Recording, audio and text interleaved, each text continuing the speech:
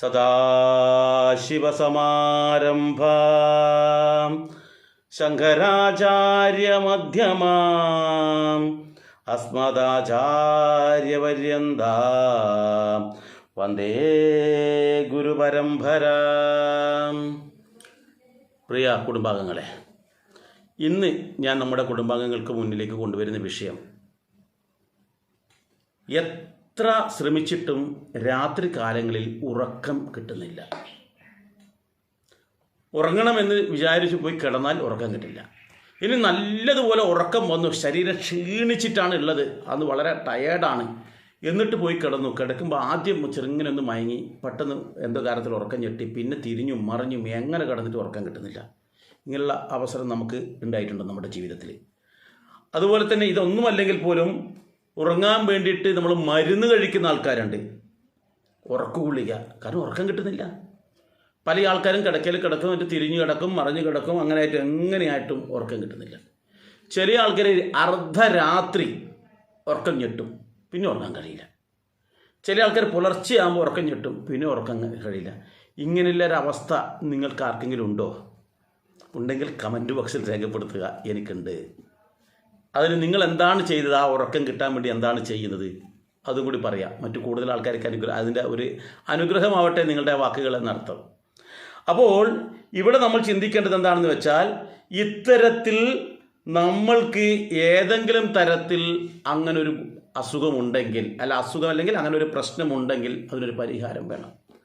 യഥാർത്ഥത്തിൽ നല്ല ആരോഗ്യമുള്ള ഒരു വ്യക്തിക്ക് ശരാശരി ഒരു ദിവസം 6 മണിക്കൂർ മുതൽ 8 മണിക്കൂർ വരെയെങ്കിലും അവർ ഉറങ്ങണം. ഒന്നുകിൽ 8 മണിക്കൂർ, 7 മണിക്കൂർ, 6 മണിക്കൂർ ഇങ്ങനെ ഉറങ്ങണമെന്നാണ് പറയുന്നത്. എന്തെന്നാൽ ഉറക്കം ശരിയായില്ലെങ്കിൽ അവർക്ക് പിന്നീട് പലതരത്തിലുള്ള പ്രശ്നങ്ങളാണ് അവർക്ക് അതിജീവിക്കേണ്ടതായിട്ട് വരിക. പലതരത്തിലുള്ള പ്രശ്നങ്ങൾ.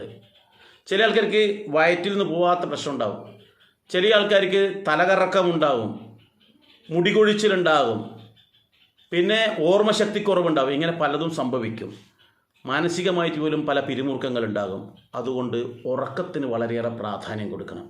അപ്പോൾ ഇങ്ങനെ നമ്മൾക്ക് വരുമ്പോൾ നമുക്ക് ഉറക്കം കിട്ടുവാൻ നമ്മൾ എന്താണ് ചെയ്യേണ്ടത് എന്നുള്ളതാണ് ഞാൻ ഇന്നിവിടെ അവതരിപ്പിക്കുന്നത്. അപ്പോൾ നമ്മൾ എന്ത് വേണമെന്നറിയോ? ആദ്യം ഈ ഉറങ്ങാൻ വേണ്ടി പോകുന്നതിൻ്റെ അല്പം മുന്നേ അല്ലെങ്കിൽ തൊട്ട് മുമ്പായിട്ട് നമ്മളൊന്ന് കുളിക്കുന്നത് നന്നായിരിക്കും. ചില ആൾക്കാർ പറയും കുളിച്ച് കഴിഞ്ഞാൽ നമ്മൾ ഉറക്കക്ഷീണം പോവുകയല്ലേ ചെയ്യുക എന്ന്. അല്ല, കുളി കഴിഞ്ഞാൽ നമ്മൾ കുളിക്കുന്ന സമയത്ത് എന്താ ഒരു ഗുണം എന്ന് വെച്ചാൽ നമ്മുടെ വേർപ്പും അതുപോലെ തന്നെ നമ്മുടെ ശരീരത്തിലെ ചളിയും അതൊക്കെ നമ്മൾ അങ്ങോട്ട് പോകുന്നു. അതോടൊപ്പം തന്നെ നമ്മുടെ ശരീരം തണുക്കുന്നുണ്ട്, മനസ്സിൻ്റെ ഭാരവും അങ്ങോട്ട് കുറയും.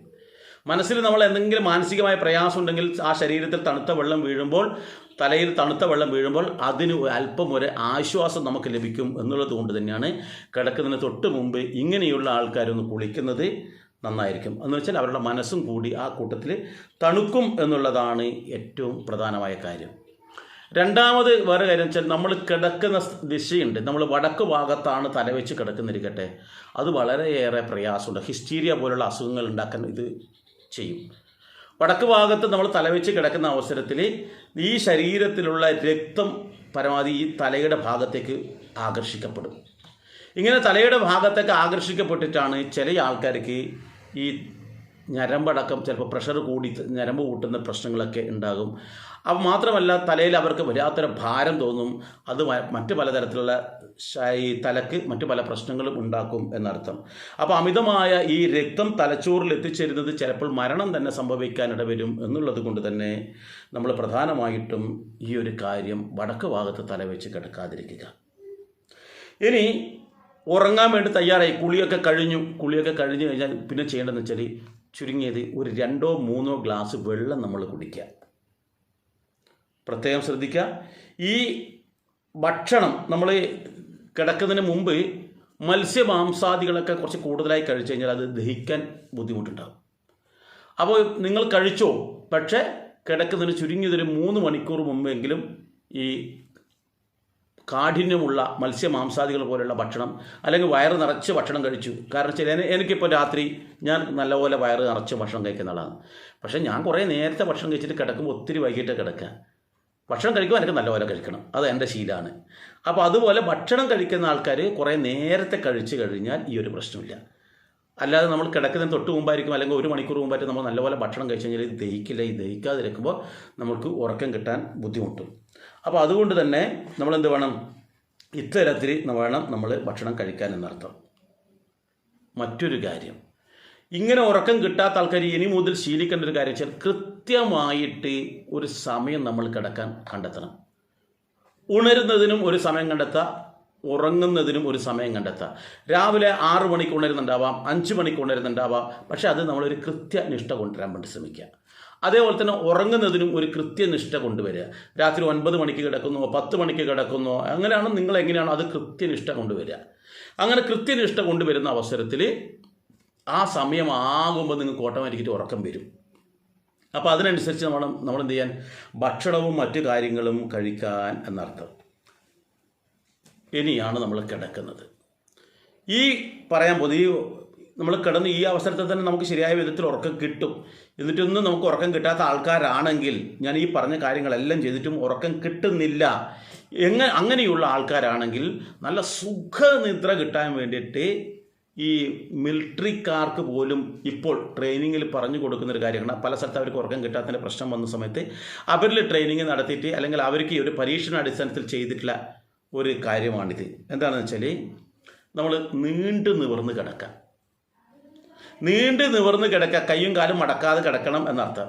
എന്നിട്ട് നമ്മൾ എന്ത് ചെയ്യും, ഈ ക്ഷീണം വന്ന് ഭയങ്കര ക്ഷീണം വന്ന് എന്ത് ചെയ്യും, നമ്മളിങ്ങനെ വലിയില്ലേ അങ്ങനെ ശക്തമായിട്ട്, അതുപോലെ നമ്മുടെ കൈകാലുകളെല്ലാം 4 ഭാഗത്തേക്ക് വലിക്കുക. നമ്മളിപ്പോൾ ക്ഷീണം കഴിക്കുമ്പോൾ നമ്മൾ കൈ ഉയർത്തിയിട്ട് നമ്മളിങ്ങനെ ക്ഷീണം കഴിക്കും, കാലൊക്കെ താഴോട്ടേക്ക് വലിക്കുമല്ലോ. അങ്ങനെ നാഡി ഞരമ്പുകൾ ശരിയാം വിധത്തിൽ വലിക്കണം 4 ഭാഗത്തേക്കും. അങ്ങനെ 4 ഭാഗത്തേക്കും വലിക്കുക. 1-2 തവണ, ഒരു 3-4 തവണ, ഒരു 5 തവണയെങ്കിലും നമ്മളങ്ങനെ ശക്തമായിട്ട് വലിച്ചിട്ട് ആ ക്ഷീണം കഴിക്കുക, ശരീരത്തിൻ്റെ രക്തം ക്ലിയർ ആവാൻ വേണ്ടിയിട്ട്. അതിനുശേഷം പിന്നെ ചെയ്യേണ്ട വെച്ചാൽ നമ്മൾ മൂക്കിലൂടെ ശ്വാസം അങ്ങോട്ട് വലിക്കുക. അങ്ങനെ ശ്വാസം വലിച്ചെടുക്കുക. എന്നിട്ടോ വായുവിലൂടെ ശ്വാസം അങ്ങോട്ട് വിടുക. ഒരു 10 തവണ മൂക്കിലൂടെ വലിക്കുക, വായുവിലൂടെ അങ്ങോട്ട് വിടുക. അപ്പോൾ ഈ കാര്യം നമ്മൾ അങ്ങോട്ട് കൃത്യമായിട്ട് ചെയ്യുക. വളരെ നല്ല രീതിയിലുള്ള ഉറക്കം കിട്ടും. ഒന്ന് പരീക്ഷിച്ച് നോക്കിക്കോളൂ.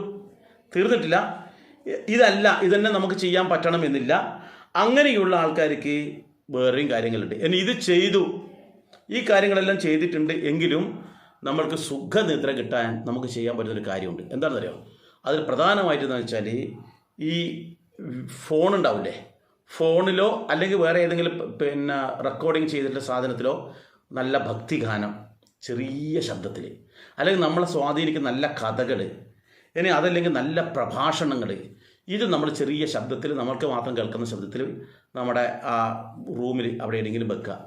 ഒരു അരമണിക്കൂർ നേരത്തേക്കുള്ളത്, അല്ലെങ്കിൽ 1 മണിക്കൂർ, 1/4 മണിക്കൂർ നേരത്തേക്കുള്ളത് നമ്മൾ ചെയ്യുക. അതിനുശേഷം അത് ഓട്ടോമാറ്റിക്കായിട്ട് ഓഫ് ആവണം. ആ തരത്തിൽ റെക്കോർഡ് ചെയ്ത് അവിടെ ഇങ്ങനെ വെക്കുക. കാണാനുള്ള, കേൾക്കാൻ നമ്മൾ ലൈറ്റെല്ലാം ഓഫാക്കിയിട്ട് അങ്ങോട്ട് ഇതും കേട്ടിട്ട് അങ്ങ് കിടക്കുക. അറിയാതെ സുഖനിദ്രയിലേക്ക് അങ്ങ് പോകും. ആർക്കും ഒരു പരിഭവം ഉണ്ടാവില്ല. നമ്മൾ ഉറങ്ങിയതേ പോലും നമ്മളറിയില്ല. അതിലേക്ക് തന്നെ ലയിച്ച് അങ്ങോട്ട് ഇരുന്നോളൂ. അപ്പോൾ ഞാനിപ്പം ഒന്നും നമ്മുടെ ശാരീരികമായിട്ട് കാര്യം ചെയ്തു, ഇതിപ്പോൾ നമ്മൾ മാനസികമായിട്ട് ചെയ്യേണ്ട കാര്യമാണ് പറഞ്ഞത്. അപ്പോൾ പിന്നീട് ആ റെക്കോർഡ് ചെയ്യുന്ന സാധനമുണ്ടല്ലോ, നമ്മൾ കേൾക്കുന്ന സാധനം, അത് കണ്ടിന്യൂ ആയിട്ട് വരാൻ പാടില്ല. ആ ഒന്ന് കണ്ടു കഴിഞ്ഞാൽ അവിടെ തീരണം. അതൊരു പ്രഭാഷണമാകട്ടെ, നല്ല കീർത്തനമാകട്ടെ, നിങ്ങൾക്ക് എന്താണോ മനസ്സിനെ സ്വാധീനിക്കുന്നത് അത് വേണം നമ്മൾ ചെയ്യാൻ എന്നർത്ഥം. ഇനിയോ, ഇത് കൂടാതെ നമ്മൾക്ക് ചെയ്യേണ്ടുന്നൊരു കാര്യം എന്താണെന്ന് വെച്ചാൽ, രാത്രി കിടക്കുന്ന സമയത്ത് ഇത് ആന്തരികമായി ചെയ്യുന്ന കാര്യമാണ്. ഇത്രയൊക്കെ നമ്മുടെ ശാരീരികമായിട്ടും മാനസികമായിട്ടും ചെയ്യേണ്ട കാര്യം ഞാൻ പറഞ്ഞത്. ഇനി ആന്തരികമായിട്ട് ചെയ്യുന്നു, നമുക്ക് തീരെ ചിലർക്ക് ഉറക്കുളിക അടക്കം കഴിക്കുന്ന ഒരാൾക്കാരൊക്കെ ആണെങ്കിൽ അവർ ചെയ്യുന്നതെന്ന് വെച്ചാൽ, കരിഞ്ജീരകം എന്ന് പറയുന്ന സാധനം കിട്ടും. അത് നല്ലപോലെ കഴുകി നല്ലപോലെ ഉണക്കിയെടുക്കണം. എന്നിട്ടത് പൊടിച്ചിട്ട് തേനിൽ ചാലിച്ചിട്ട് അല്പം കഴിക്കുക. അല്പമായിട്ട് എല്ലാ ദിവസവും രാത്രി കിടക്കുമ്പോൾ കഴിക്കുക. അതോടൊപ്പം തന്നെ വേറൊരു സാധനം കൂടി പറ്റാം, അത് കഴിക്കാം. അതല്ല എങ്കിൽ സാധാരണ ജീരകം ഉണ്ടാവുമല്ലോ, അത് നമ്മൾ പൊടിക്കുക. അതിന് കൂടുതൽ ഇരട്ടി മധുരം എന്ന് പറഞ്ഞൊരു മരത്തിൻ്റെ ഒരു കഷ്ണമാണ്, അതും കൂടി ചേർത്ത് പൊടിക്കുക. എന്നിട്ട് അത് രണ്ടും കൂടി ചേർത്തിട്ട് ചൂട് പാലിൽ മിക്സ് ചെയ്തിട്ട് അത് കഴിക്കുന്നതും ഉറക്കത്തിന് വളരെ ഗുണം ചെയ്യും. എന്ന് വെച്ചാൽ ഉറക്കം നല്ലതുപോലെ കിട്ടാൻ ഇത് ഗുണം ചെയ്യുന്ന അർത്ഥം. ഇനി ഇതുമല്ല, അശ്വഗന്ധം എന്ന് പറയുന്ന സാധനമുണ്ട്, അമുക്കുരം. ഈ അമുക്കുരം എന്ന് പറയുന്ന സാധനം പൊടിച്ചിട്ട് ഇത് പൊടിച്ചിട്ട് അത് നെയ്യും പഞ്ചസാരയും ചേർത്തിട്ട് കഴിക്കാം. നെയ്യും പഞ്ചസാരയും ചാലിച്ചിട്ട് അതിലുണ്ട് ഒരു 1/2 സ്പൂൺ വെച്ചിട്ട് കഴിച്ചാൽ മതി. അതും വളരെയേറെ ഗുണമാണ് ഉറക്കത്തിന്.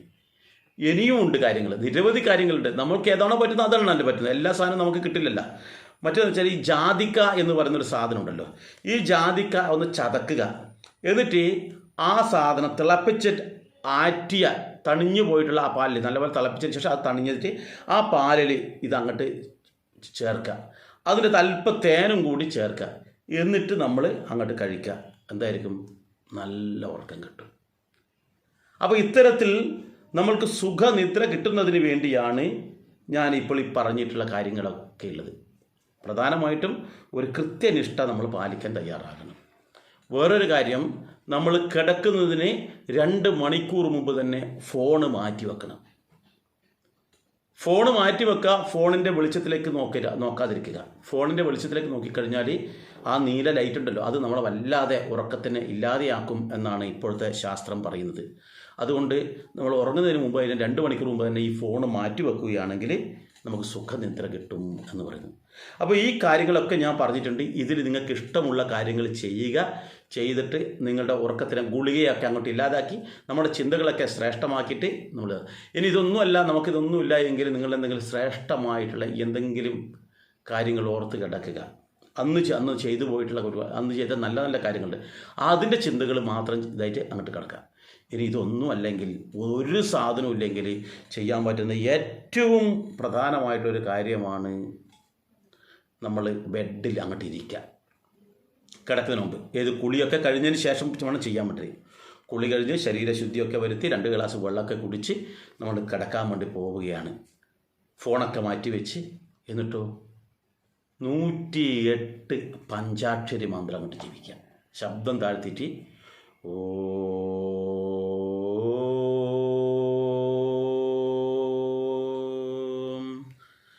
നമഃ ശിവായ 108 ജപിക്കുക.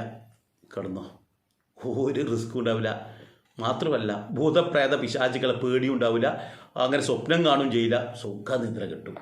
ഇനി ഇതും ചെയ്യാം. ഞാൻ നേരത്തെ ശാരീരികമായിട്ട് കിടന്നുകൊണ്ട് ചെയ്യാൻ വേണ്ടി പറഞ്ഞേ, കൈകാലുകളൊക്കെ വലിക്കുന്നത്. ഇത് ചെയ്തതിന് ശേഷം അത് വലിച്ച് കിടക്കുന്നുണ്ടെങ്കിലോ നന്നായിരിക്കും. എല്ലാ ദിവസവും ഇത്തരത്തിൽ ചെയ്താലോ അതും ഗുണകരമാകും. ഇനി ഇതൊന്നും അല്ലാതെ തന്നെ ചെറിയൊരു മെഡിറ്റേഷൻ ഉണ്ട്, അതും കൂടി ഞാൻ പറയാം.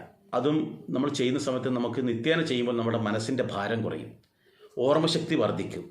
അതൊക്കെ കൊണ്ട് ചെറിയൊരു മെഡിറ്റേഷൻ കൂടി ഞാൻ പറയാം. എന്താണെന്ന് വെച്ചാൽ, നിങ്ങൾ കിടക്കുന്ന സമയത്ത് ആ കട്ടിലിൽ ഇരുന്ന് കഴിഞ്ഞാൽ നിങ്ങളുടെ കണ്ണിൻ്റെ നേർക്ക് ആ ഹൈറ്റിൽ ഒരു ചെറിയൊരു അടയാളം വെക്കുക. ഒരു ചുവന്ന ഒരു മഷി കൊണ്ടൊരു അടയാളം വെക്കുക. അല്ലെങ്കിൽ ചെറിയൊരു പൊട്ടുണ്ടെങ്കിൽ ആ പൊട്ടവിടെ തൊട്ട് കൊടുക്കുക. അങ്ങനെ നിൽക്കുക. എന്നിട്ട് അതിൻ്റെ ഏകദേശം ഒരു 15 അല്ലെങ്കിൽ ഒരു 30 സെൻറ്റിമീറ്റർ അകലത്തിരിക്കാം. 30 സെൻറ്റിമീറ്റർ അകലത്തിലിരുന്നിട്ട് വേണം ഇതിനെ നിരീക്ഷിക്കുക. കാരണം വെച്ചാൽ അതിനെ കൃത്യമായിട്ട് നമുക്ക് കാണണം. അതിൻ്റെ ഉള്ളിലുള്ള ഓരോ നാരുകളും കാണുന്ന വിധത്തിൽ അതിലേക്ക് സൂക്ഷിച്ച് നമ്മൾ നോക്കും. എന്നിട്ടോ അതിൽ നിന്ന് കണ്ണെടുക്കരുത്. അങ്ങനെ എത്ര സമയം നോക്കാൻ പറ്റുമോ അത്രയും സമയം നമ്മൾ നോക്കിയിട്ട് പിന്നെ സാവധാനത്തിൽ കണ്ണടക്കുക. മനസ്സിലായ? അപ്പോൾ ആ സമയത്ത് എന്ത് വേണം?